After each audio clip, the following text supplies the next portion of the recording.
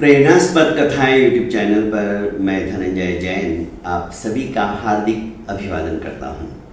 छोटी सी कहानी डीजे की जुबानी। दोस्तों, रंजना ने आज के परिप्रेक्ष्य को देखते हुए एक बहुत ही सुंदर शिक्षा देने वाली बात मुझे कह सुनाई, क्योंकि आजकल का माहौल इन जिहादियों को, जो कि आतंकवादी है, ये सरेआम अब तो हद हो गई। अपनी पैंट खोलकर देखते हैं और कहते कि ये हिंदू है, ये काफिर है, इसे खत्म कर दो। और 28 लोगों को देखते ही देखते उन्होंने खटाखट शूट कर दिया। नफरत की हद हो गई। तो ऐसी कई मोटिवेशनल कहानियों के बीच में जब मैंने कहा तो उसने अपनी आप बीती कह सुनाई। मैंने कहा कम से कम हम इनके बिजनेस के ऊपर रोक तो लगा सकते हो, इतना काम तो हम कर सकते हैं। बस यही सब कुछ सुनकर रंजना बोली कि एक बार मैं अपनी सिलाई मशीन पर बैठी हुई थी, कैंची से कपड़ा काट रही थी और साथ ही साथ मुझे गुस्सा भी आ रहा था कि बित्ता भर कपड़ा भी काटने में मेरा हाथ दुखने लग गया था, क्योंकि कैंची की धार मोटी हो गई थी, कपड़ा कट नहीं रहा था।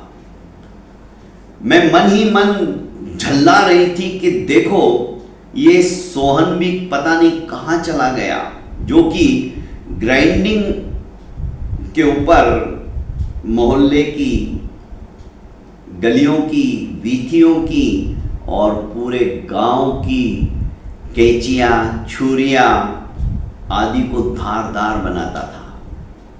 1 महीने के ऊपर हो गया पर सोहन का कहीं नामो निशान नहीं।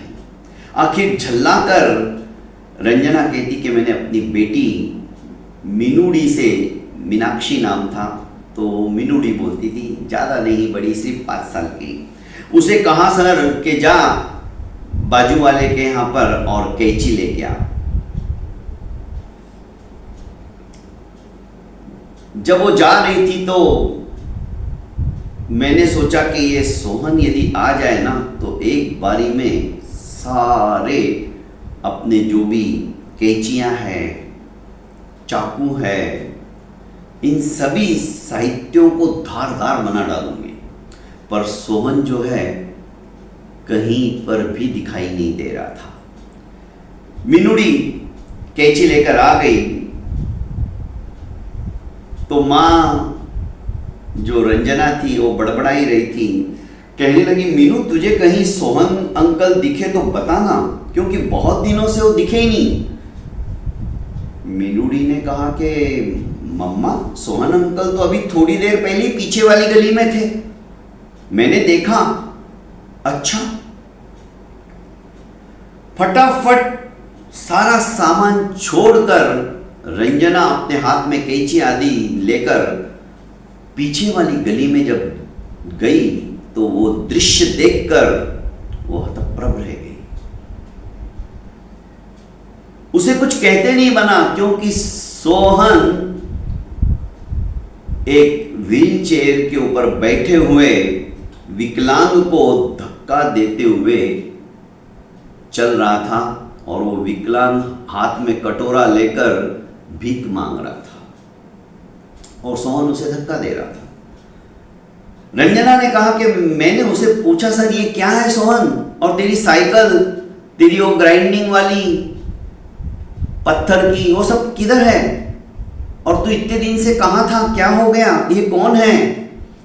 कई एक साथ सवाल सोहन के ऊपर रंजना ने लाद दिए।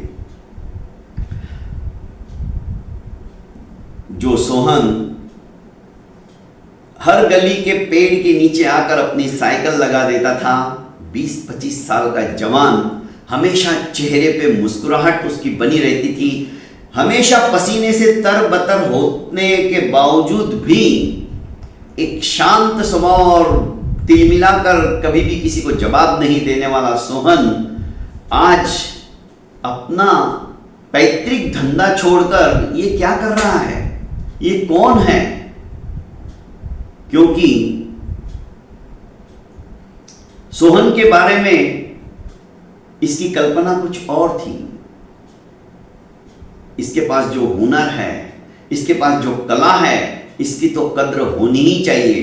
पर उसका मन तब तिलमिला उठता था जब सोहन कहता था कि मेहनताना का 10 रुपया हुआ तो महिलाएं उसे सिर्फ 5 रुपए दे देती। फिर भी सोहन की मुस्कुराहट नहीं जाती थी। वो कहता था कोई बात नहीं।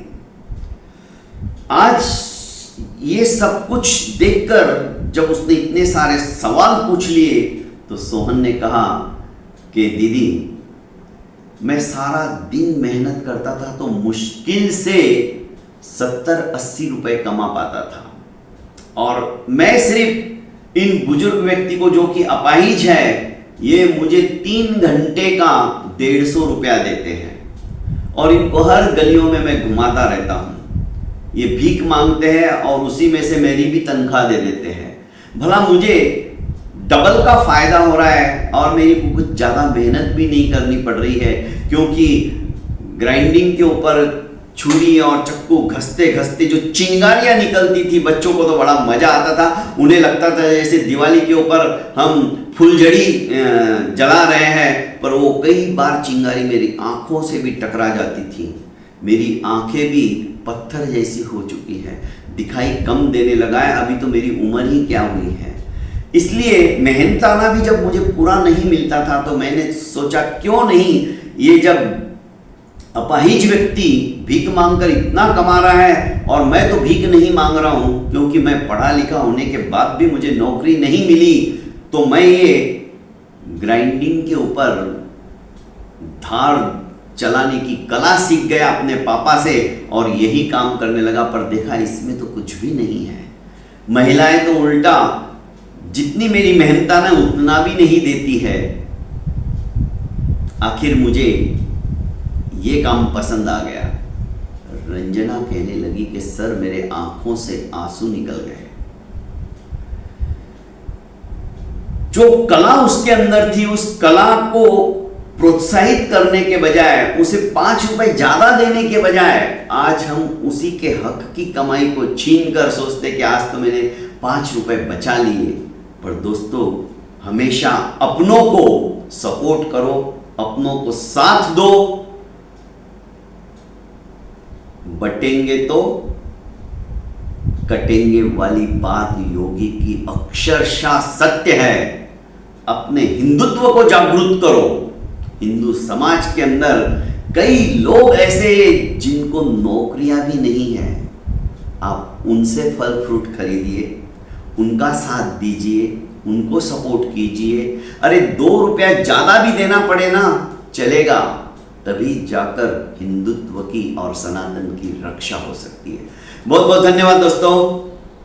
प्रेरणास्पद कथाएं यूट्यूब चैनल को लाइक कीजिए, सब्सक्राइब कीजिए और ज़्यादा से ज़्यादा अपनों को शेयर कीजिए। प्रणाम।